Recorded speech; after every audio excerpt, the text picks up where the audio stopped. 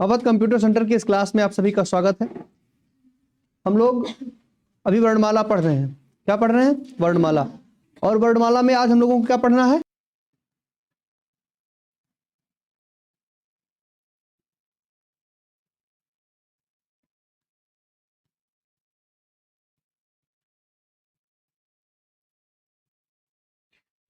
क्या पढ़ना है? अनुस्वार। पिछली क्लास समझ में आ रही है आप लोगों को?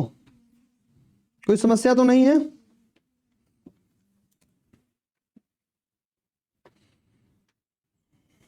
अब ये अनुस्वार क्या होता है? किसी को पता है अनुस्वार क्या है? अनुस्वार वो शब्द होते हैं जिसमें वायु जो वो केवल नाक से निकाली जाती है। कोई लिखेगा नहीं है भी।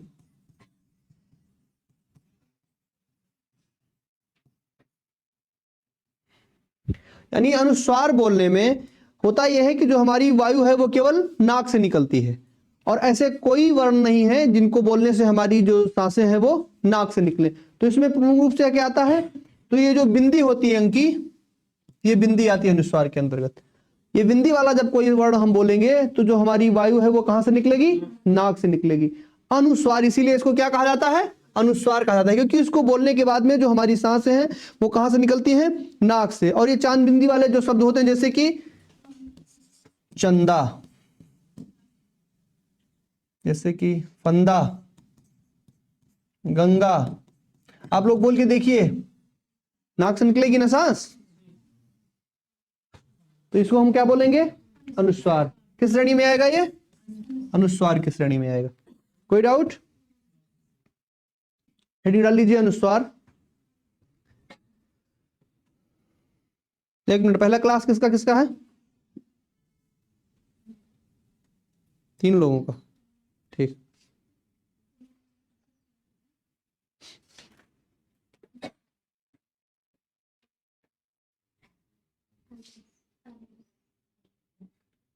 अनुस्वार, ये लिखा है अनुस्वार। समझ में आ रहा है? पहला क्लास वालों समझ में आ रहा है आपको?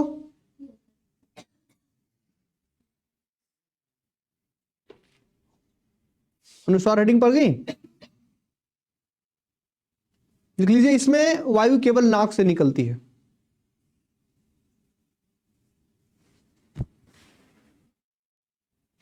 इसमें वायु केवल नाक से निकलती है। और उदाहरण के रूप में हमारे ये 3 शब्द लिख लिए, मतलब जिन जिन शब्दों पर ये चांद बिंदी होती है वो किस श्रेणी में आएंगे? हमारे अनुस्वार की श्रेणी में आएंगे। अगर आपसे कोई अनुस्वार पूछता है तो आप सबसे पहले देखिए कि इसमें अंगा की बिंदी है कि नहीं। और जो हमारा दूसरा आता है ये होता है अनुनासिक।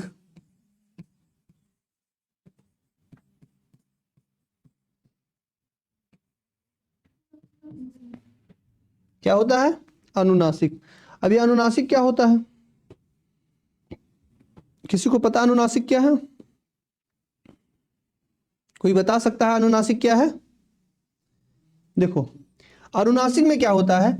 अनुस्वार में तो जो केवल सांस है हमारी वो कहां से निकलती है? नाक से। लेकिन अनुनासिक में जो हमारी सांस है वो मुंह और नाक दोनों से निकलती है।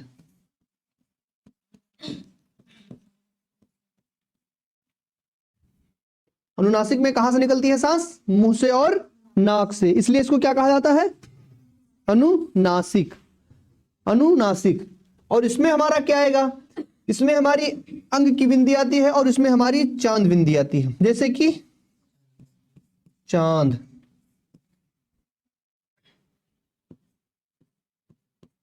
आंख। ठीक, आ गया समझ में?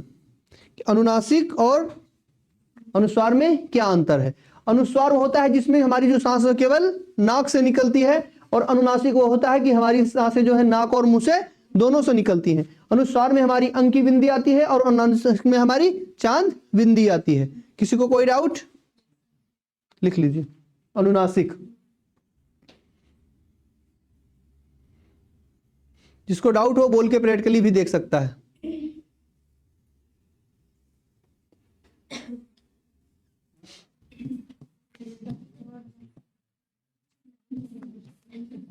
व्यंजन। व्यंजन कितने प्रकार के होते हैं हिंदी वर्णमाला में? व्यंजन की संख्या कितनी होती है? कितनी? क्लियर बोलो। 35। हाँ 33। इसमें 25 हमारे कौन से हैं?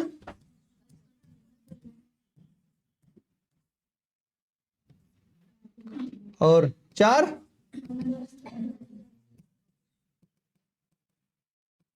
फिर 4 फिर 3 25 4 29 29 4 33। इससे तो ज्यादा हो गया।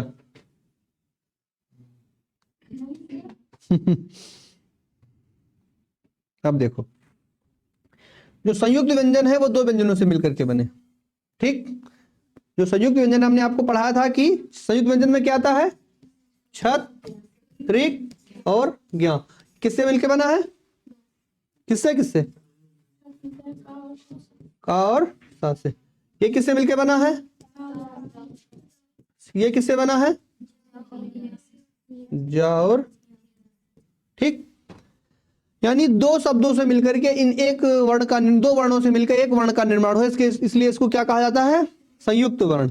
और हमारा जो प्रमुख रूप से 25 4 29 4 33, क्योंकि इसी में ये भी समाहित है। ठीक, यदि देखा जाए तो इन्हीं 33 में से ये भी निकल के बने हैं, चाहे का हो, चाहे सा हो, चाहे ता हो, चाहे रा हो।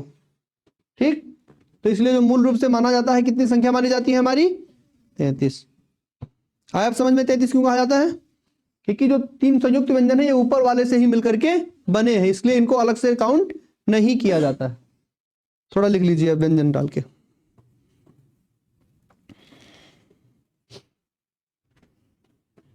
व्यंजन वर्ण स्वरों की सहायता से बोले जाते हैं। क्या व्यंजन का अपना कोई अस्तित्व है? अगर व्यंजन में मान लीजिए हम का कहते हैं तो इसमें किसकी ध्वनि आती है? यानी जितने भी व्यंजन हैं वो सारे व्यंजन स्वरों की सहायता से ही मिलकर के बोले जाएंगे, खुद वो स्वतंत्र रूप से नहीं बोले जा सकते। जबकि स्वर वो स्वतंत्र रूप से उच्चारित होने वाले वर्ण होते हैं, और जो हमारे व्यंजन होते हैं वो कैसे होते हैं? स्वरों की सहायता से बोले जाने वाले वर्ण होते हैं। तो व्यंजन को किसकी सहायता से बोला जाता है? स्वरों की सहायता से। व्यंजन वर्ण स्वरों की सहायता से बोले जाते हैं।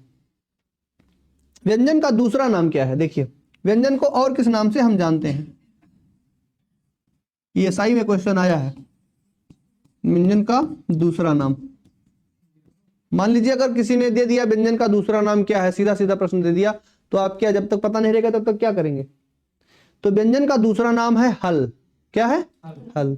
लिख लीजिए, व्यंजन का दूसरा नाम हल है।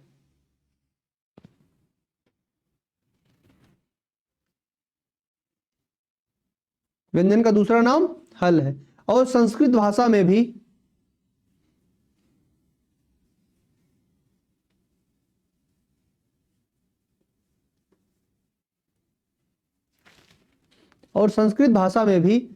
व्यंजन को हल ही कहा जाता है। संस्कृत भाषा में क्या कहा जाता है व्यंजन को? हल। ठीक है, संस्कृत भाषा में व्यंजन को क्या कहा जाता है? हल।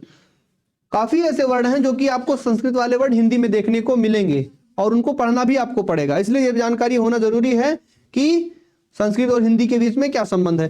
तो जो हमारा हल है उसको संस्कृत में भी, वर्ण को संस्कृत में भी हल ही कहा जाता है। समझ में आ गया?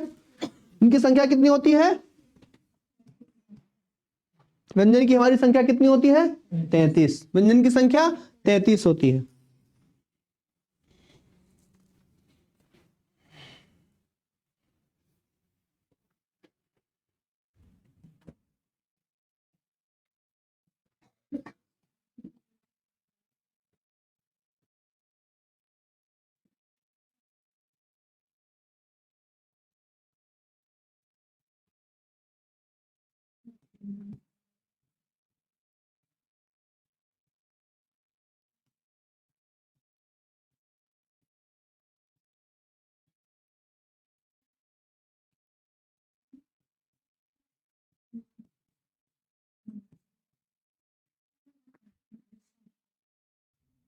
कितने वर्ण है ये टोटल? 25। इनको क्या कहा जाएगा?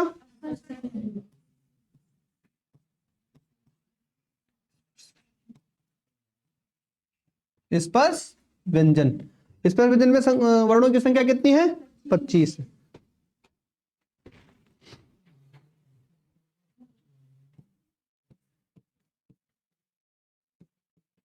इनको क्या कहा जाएगा? यारा लावा को अंतःस्थ व्यंजन।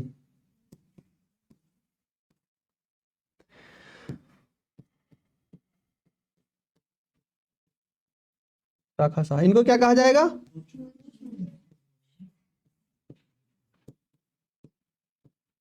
ऊष्म व्यंजन। अभी केवल इतना ही देखेंगे। शाखा साह को क्या कहा जाएगा? ऊष्म व्यंजन। लेकिन अब ये सामने आता है कि इन वर्णों को हम कैसे बोलेंगे। अभी तो हमने स्वरों के बारे में सीखा कि किस स्वर को कंठ से, किस स्वर को तालु से, किसको मूर्धा से और किसको दंत से, किसको कंठोट से बोला जाता है, लेकिन केवल स्वरों के बारे में, यानी किस स्वर को किस अंग से बोला जाता है। और सेम चीज हम किसके बारे में सीखेंगे? व्यंजन के बारे में। आज मैं आपको ट्रिक एक बता रहा हूं जिसके माध्यम से आपको परेशान होने की जरूरत नहीं है। दोबारा से लिख लीजिए।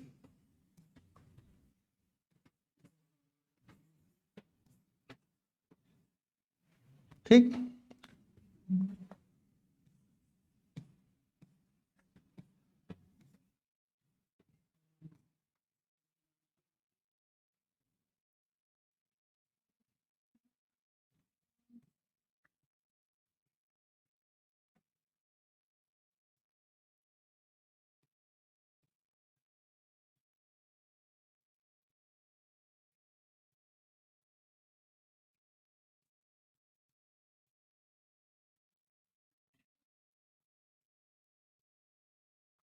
उतार लीजिए अच्छे से।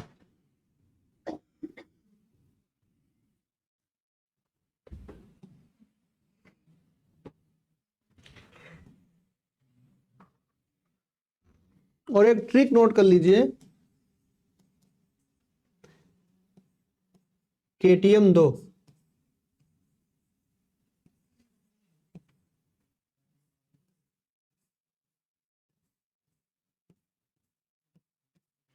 यानी का के सामने, का वर्ग के सामने क्या है? का। क्या वर्ग के सामने? टी। टा वर्ग के सामने एम। ता वर्ग के सामने डी। और पा वर्ग के सामने ओ। KTM 2। अब हमारा बच क्या रहा है? अंतस्थ व्यंजन और ऊष्म व्यंजन। अंतस्थ व्यंजन और ऊष्म व्यंजन बच रहा है। ठीक,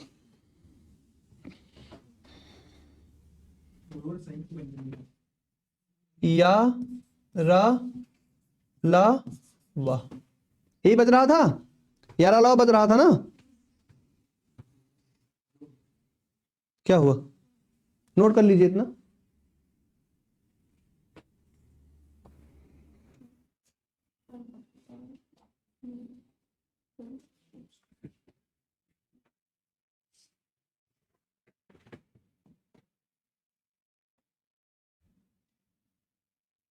अब बस हमारा उसमें व्यंजन बच रहा है, तो यहां लिख लीजिए सा, खा, सा। शाखा सा के बाद कौन सा वर्ड बच रहा है लास्ट में? शाखा सा। दूसरा लास्ट का कौन है? हा। शाखा सा हा। तो हा को कहा लिख देंगे? इसके ऊपर लिख देंगे। अभी आपको समझ में आने वाला अच्छे से। शाखा सा हा। इस तरह से आप पैराग्राफ बना के उसको उतारिए।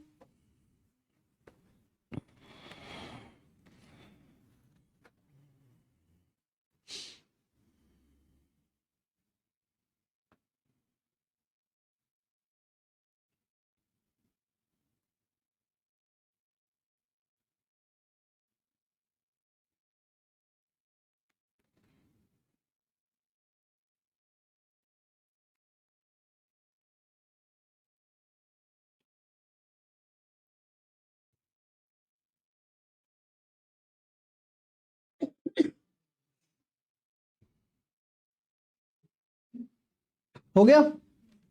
लिख लिए सब लोग? अब ध्यान से समझिए, नहीं तो भूल जाएंगे। का मतलब क्या होता है? कंठ।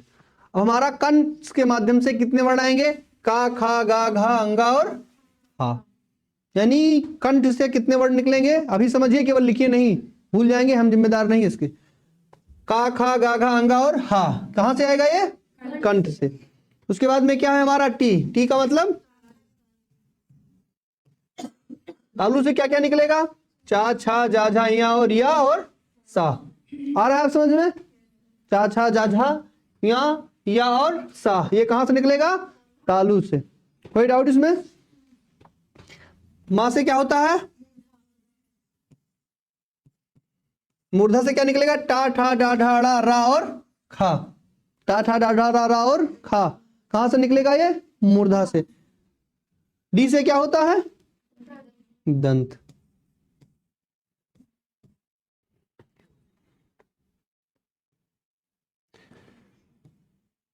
ता था दा धा ना ला और सा, ये कहां से निकलेगा? दंत से। आ गया समझ में? और ओ से क्या होता है? ओष्ठ। पा फा बा भा मा और वाह, ये कहां से निकलता है? ओष्ठ से। Doubt clear? आ गया समझ में? किसी को कोई डाउट? अगर किसी को कोई समस्या है तो पूछ सकता है, अगर समझ में ना आया हो कुछ तो।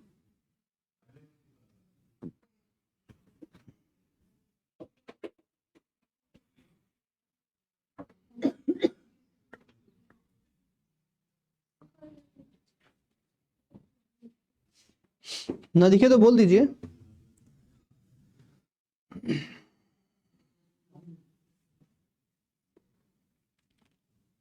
आपका हो गया? बड़े फास्ट लिखते हैं।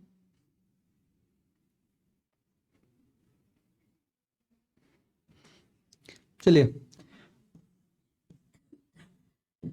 इसको क्या कहा जाता है?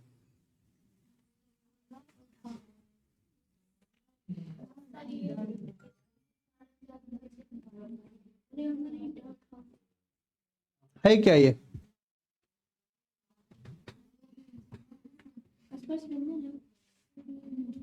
इसके बारे में बताएंगे तो पूरा दिन भी बीत जाएगा। अब आप इसको लिख लीजिए द्विगुण व्यंजन।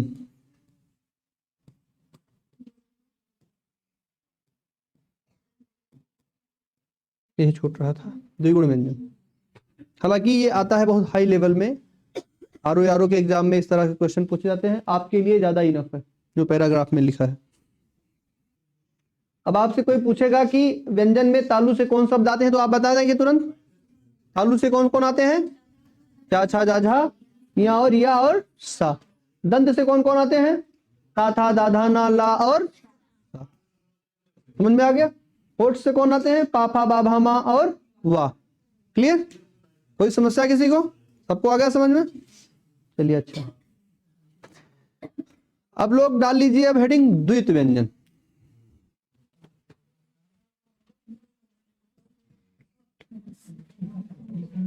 द्वित व्यंजन कौन सा व्यंजन? द्वित व्यंजन।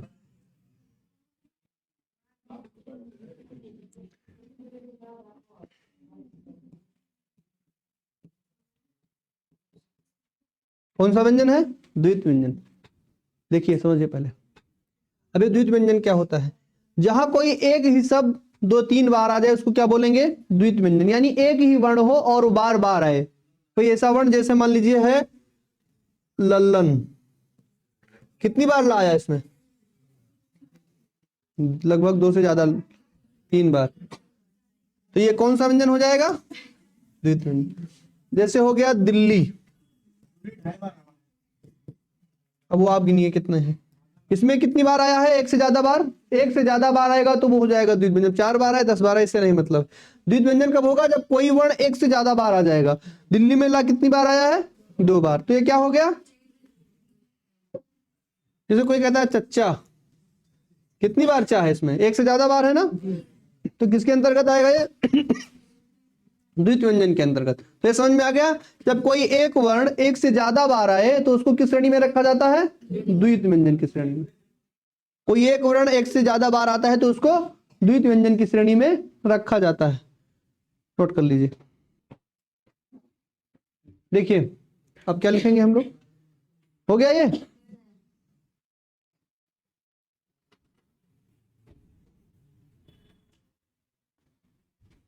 दूसरा हेडिंग डाल लीजिए प्रकंपित अथवा लुंठित।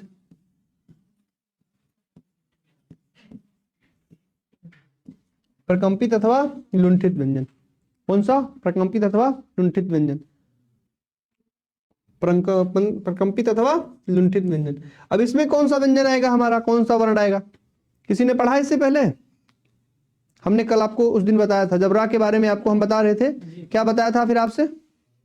रा कितने प्रकार का होता है हमारा? और इसको लेकर के 4 प्रकार से। प्रकंपित या लुंठित में हमारा रा आता है। क्या आता है इसमें? रा। रा कितने प्रकार का होता है? 4। कौन कौन सा? रेफ, रडार, अधीन और लुंठित। चारों समझ में आ रहा है ना? तो ये हमारा लुंठित किसमें आएगा? रा की श्रेणी में। ठीक, लिख लीजिए प्रकंपित या लुंठित। इसमें क्या आता है हमारा? रा वर्ण आता है। 3 क्वेश्चन कम से कम आएगा वर्णमाला से हिंदी में। केवल एक चैप्टर ऐसा है जिससे 3 क्वेश्चन आता है हर बार, और सब टॉपिक से तो लगभग एक ही क्वेश्चन आते हैं, इसलिए ज्यादा इंपॉर्टेंट है और काफी बारीकी चीजें आपको इसलिए पढ़ाया जा रहा है इसमें।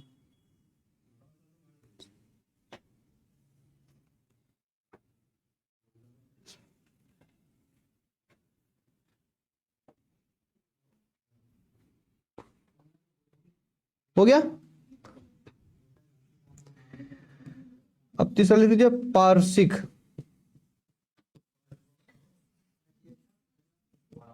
पारसिक क्या? पारसिक। अब इसमें क्या आ जाएगा? इसमें आएगा हमारा ला। लिख लीजिए तब इसकी ट्रिक बताएं। पारसिक में क्या आएगा हमारा? ला। लुंठित में क्या आएगा? रा। पारसिक में क्या आएगा? ला।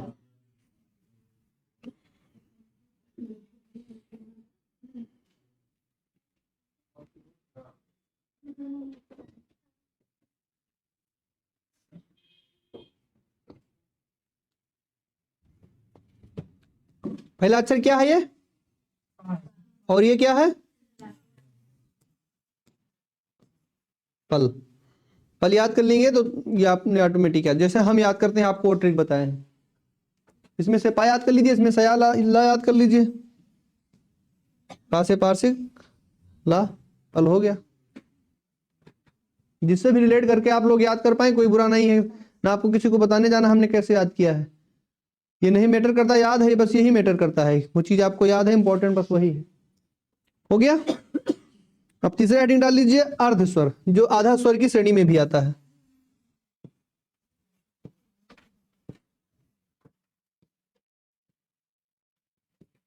अर्ध स्वर। उस दिन हमने आपको बताया था कि ई के बाद यदि कोई भिन्नात्मक शब्द आता है तो फिर क्या बन जाता है वो?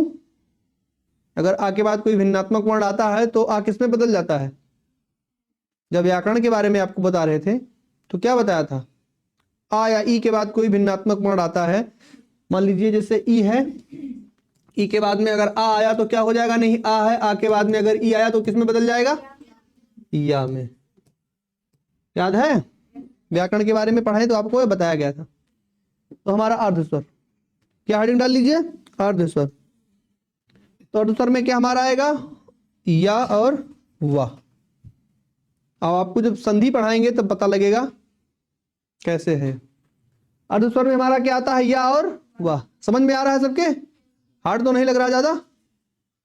अर्ध स्वर में हमारा क्या आएगा? या और वाह।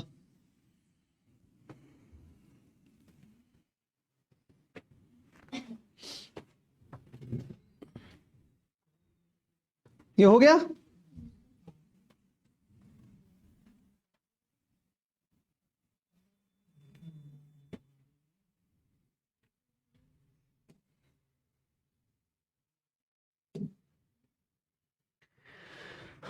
ठीक, अब लिख लीजिए वत्सर्य व्यंजन।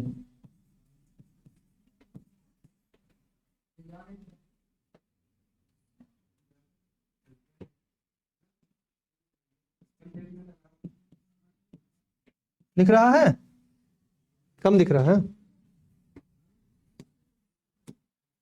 व्यंजन पढ़ रहे हैं तो अर्धस्वर लिखा है क्या? व्यंजन पढ़ रहे हैं तो अर्धस्वर लिखा है। अर्धस्वर लिखा गया है क्या? तो अर्धस्वर में बताया नहीं या और वाह। व्यंजन पढ़ा रहे तो इसमें ये आएगा। हाँ, वो आधा स्वर है इसीलिए उसको अर्धस्वर कहा जाता है। हमने बताया था ना कि ई के बाद भिन्नात्मक आता है तो क्या बदल जाता है? ये या में बदल जाता है, इसलिए इसको क्या कहेंगे? ये आधा स्वर की श्रेणी में आता है, इसलिए इसको अर्धस्वर भी कहते हैं। या और वाह। लिखे नहीं क्या आप लोग? अगला क्या है? वत्सर्य व्यंजन। वत्सर्य व्यंजन इसमें आएगा हमारा सा, रा, ला और जा। सा, रा, ला और जा। सरल जा, इस प्रकार से रिलेट कर लीजिए। सारा ला जा, सारा ला और जा।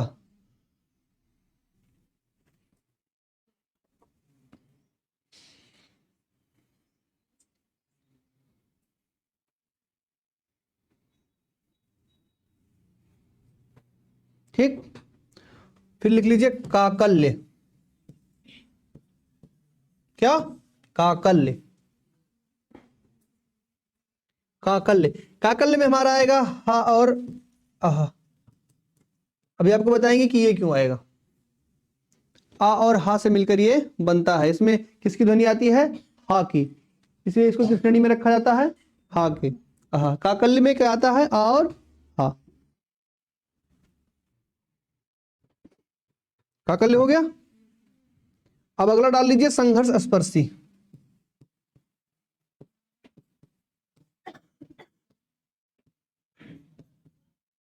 संघर्ष स्पर्शी, इतनी डिटेल में आपको स्वर पढ़ने को नहीं मिला था। क्या हेडिंग डाल लिए? संघर्ष स्पर्शी।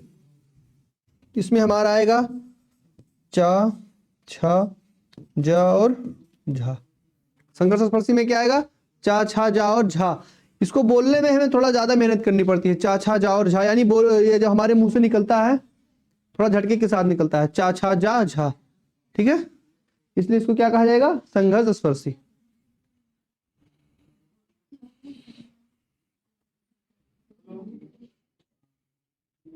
समझ में आ गया? हो गया। अब डाल लीजिए नासिक के व्यंजन।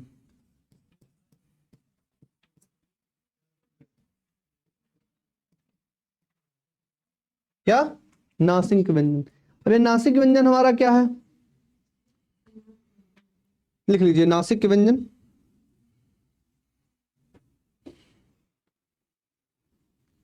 लिखिए नासिक व्यंजन, उसमें लिखिए प्रत्येक वर्ण का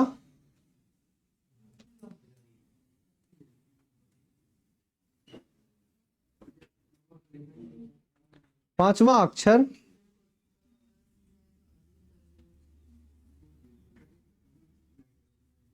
प्रत्येक वर्ण का पांचवा अक्षर नासिक के होता है।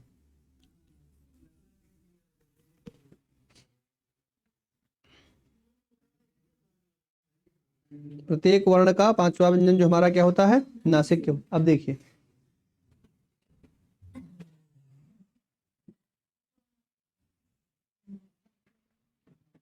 एक, दो, तीन, चार, चौथा नंबर का है ये? पांचवा नंबर का। एक, दो, तीन, चार, पांच, यानी ये पांचों जो है ये किस में आएंगे? हमारे नासिक में। प्रत्येक वर्ण में पांचवें स्थान पर आ रहा है ना ये, तो ये पांचों किस में आएगा? नासिक व्यंजन में। तो नासिक व्यंजन में क्या क्या आएगा? अंगा, इया, अड़ा, ना और मा। अंगा, इया, अड़ा, ना और मा। नासिक आ गया समझ में? प्रत्येक वर्ण का पांचवा हमारा क्या होता है? नासिक के व्यंजन होता है। इतना समझ में आ गया? अब हम पढ़ेंगे अल्प प्राण और अल्प प्राण और महाप्राण। अल्प प्राण और महाप्राण। क्या पढ़ेंगे? अल्प प्राण और महाप्राण।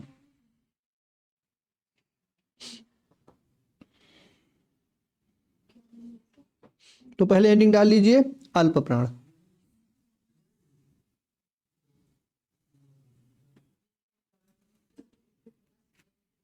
अल्प प्राण हो गया। अब अल्प प्राण में क्या क्या आएगा? एक, तीन और पांच, यानी का, चा, टा, ता, फा, गा, जा, डा, दा, बा और इसके बाद में अंगा, इया, अड़ा, ना और मा। किस में आएंगे? अल्प प्राण। ये आपको ट्रिक याद रखनी है। एक, तीन और पांच, एक, तीन और पांच किस श्रेणी में आएगा? ये अल्प प्राण। अब आप इसको उतार लीजिए, ये नीचे वाला उतार लीजिए, गा के नीचे, अंगा के नीचे, ये सारा किस श्रेणी में आ जाएगा? अल्प प्राण की श्रेणी में?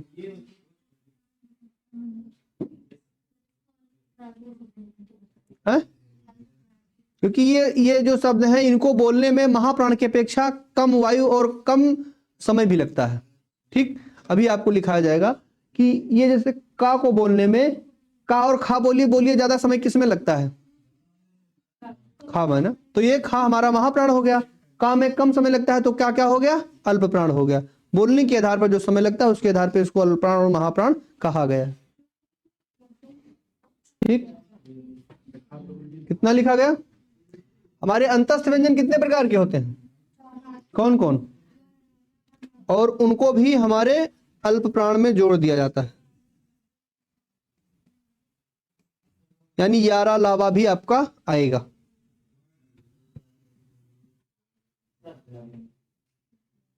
यारा लावा, यारा लावा आराम से निकल रहा है ना, यारा लावा। तो ये भी किस में आएगा? अल्प प्राण में। हमने आपको लिखा था द्विगुण व्यंजन, जिसमें कितने शब्द लिखाए गए थे? 2। ये अंगा वाला भी वर्ण किसमें आएगा? अल्प प्राण में आएगा। अंगा में मत मान लेना, ये अलग है। अब समझ में अल्प प्राण में क्या क्या आता है? 1, 3, 5 सभी अंतस्थ व्यंजन और द्विगुण वाला अंगा, ये किस में आएगा? अल्प प्राण में। अल्प प्राण आ गया समझ में? नोट कर लिया आप लोग? हो गया। अब दूसरा कौन आता है हमारा अल्प प्राण के बाद?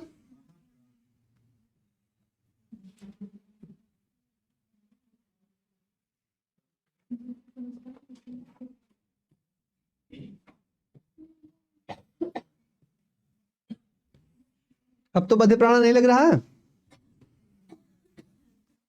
महाप्राण। अल्प प्राण के बाद कौन आएगा हमारा? महाप्राण। अब महाप्राण में क्या आएगा हमारा? 2 और 4। जो 2, 4 बचा है वो किस में आ जाएगा? महाप्राण में। कोई डाउट किसी को?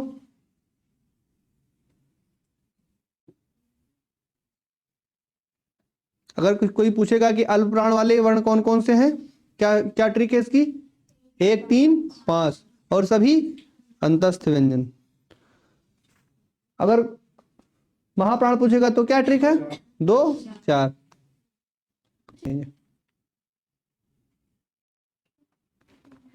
अल्प प्राण महाप्राण हो गया। ठीक, अब आपका आता है अघोष और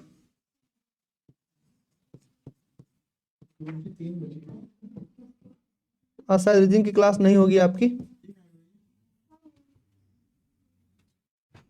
चले गए थे ना उस दिन। क्या आता है? अघोष और सघोष। हेडिंग डाल लीजिए, अघोष और सघोष।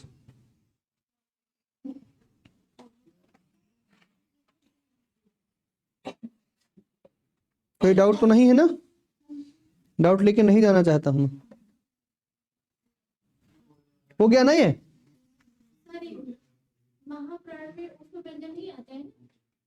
महाप्राण में आपके केवल 2 और 4 जो वर्ण के 2 यानी खा और घा वाले जो वर्ण हैं उसके नीचे के जो क्रम वाले हैं वही आएंगे। अभी आपको बताएंगे उस व्यंजन किस श्रेणी में आएंगे। अब अभी अघोष और सघोष पढ़ना बाकी है, उसमें आपको बताया जाएगा। पढ़ गई हेडिंग अघोष और सघोष? ठीक, आगे की क्लास कल देखेंगे।